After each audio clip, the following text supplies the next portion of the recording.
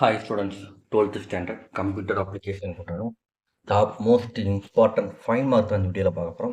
So first எடுத்தோன்னு நீங்கள் படிக்கக்கூடிய கொஸ்டின்ஸ் இந்த டாப் மோஸ்ட் இம்பார்ட்டன்ட் கொஸ்டின்ஸாக இருக்கணும். ஸோ இந்த கேள்விகளை படித்து முடிச்சதுக்கு அடுத்ததாக மற்ற கேள்வி நீங்கள் என்ன செய்யலாம் அப்படின்னா தாராளமாக படிச்சுக்கலாம்.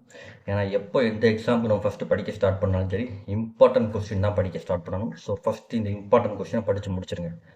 சரிங்களா? அதுக்கு அடுத்தாப்புல டைம் இருக்கும் பட்சத்தில் மற்ற கேள்வியில் என்ன செய்யுங்க அப்படின்னா படிங்க. எப்போவுமே கம்ப்யூட்டர் அப்ளிகேஷன் பொறுத்தளவுக்கு முதல் பாடத்திலிருந்து ஒரு 5 மார்க் கொஸ்டின் கன்ஃபார்மாக கேட்டுருவாங்க. ஸோ ஃபஸ்ட்டு பாடத்தில் இருக்கக்கூடிய இந்த பல்லூடக உருவாக குழுவின் பணிகள் மற்றும் பொறுப்புகள், இந்த கொஸ்டின் ரொம்ப முக்கியம். பல்லூடக கோப்பில் உள்ள பல்வேறு கோப்பு வடிவங்களை விவரிக்கவும். இந்த 2 கேள்வியுமே உங்களுக்கு மிக மிக மிக முக்கியமான கேள்விகள் தான். ஸோ கண்டிப்பாக இந்த கொஸ்டின்ஸ் என்ன செஞ்சுருங்க அப்படின்னா படிச்சிருங்க. அடுத்ததான் சட்டத்தில் உரையை வரையறுப்பதற்கான வழிமுறைகள் ரொம்ப முக்கியமான கேள்வி. அதே மாதிரி 4வது கேள்வியும் 5வது கேள்வியும் எக்ஸாமில் ரிப்பீட்டடாக கேட்டிருக்காங்க. ஸோ அதை படிச்சிருங்க. இதில் 4வது கேள்வின்னு பார்த்தீங்க அப்படின்னா பாலிகன் டூல். 5வது கேள்வி என்னன்னு பார்த்தீங்க அப்படின்னா தரவுத்தள மேலாண்மை. இந்த 2 கொஸ்டினுமே முக்கியமான கொஸ்டின். சரிங்களா? அடுத்ததாக கொஸ்டின் நம்பர் 6, கொஸ்டின் நம்பர் 7. இந்த கொஸ்டின் ரொம்ப முக்கியமான கேள்விகள். எக்ஸாமில் ரிப்பீட்டடாக என்ன செஞ்சுருக்காங்க அப்படின்னா கேட்டிருக்காங்க. ஸோ 6வது கேள்வியும் 7வது கேள்வியும் படிச்சுக்கோங்க. அடுத்ததாக 8வது கேள்வி பயனர் வரையறுக்கும் செயற்கூற்றை எடுத்துக்காட்டுடன் விவரி. அடுத்ததாக பார்த்தீங்க அப்படின்னா 9வது கேள்வி அந்த அணி கொஸ்டின், அதை படிச்சிருங்க. அடுத்ததாக 10வது கேள்வி ஸ்விட்ச் கூற்றை எடுத்துக்காட்டுடன் விவரி. நீங்கள் எக்ஸாமில் அடிக்கடி பார்த்துக்கலாம். அடுத்ததாக ஃபார் மடக்கடை எடுத்துக்குடன் விளக்குக. சரிங்களா? ஸோ இந்த HTML 13வது கேள்வி பாருங்க. HTML படிவ கட்டுப்பாடு பற்றி விரிவாக விளக்குக. அடுத்ததாக PHPயின் கோப்பு கையாளுதல் செயல்பாடு ரொம்ப ரொம்ப முக்கியமான கொஸ்டின்.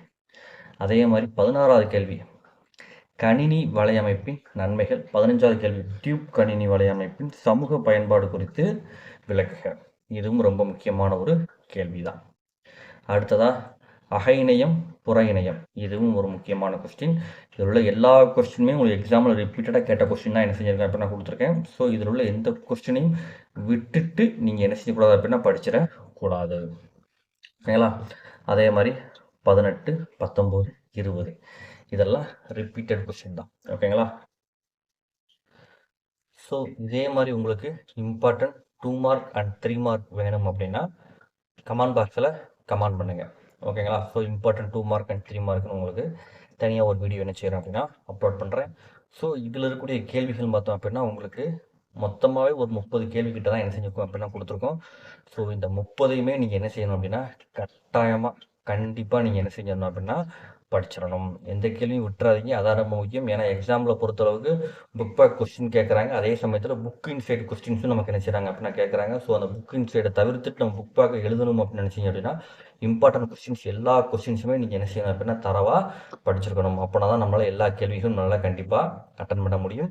அதே மாதிரி பார்த்தீங்க அப்படின்னா அந்த 30, 31, 32, 33 இந்த 4 கேள்விகளுமே எக்ஸாமில் ரிப்பீட்டடாக கேட்டிருக்காங்க. ஸோ அந்த 4 கேள்விகளுமே என்ன செஞ்சுங்க அப்படின்னா படிச்சிருங்க. Thank you for watching, students.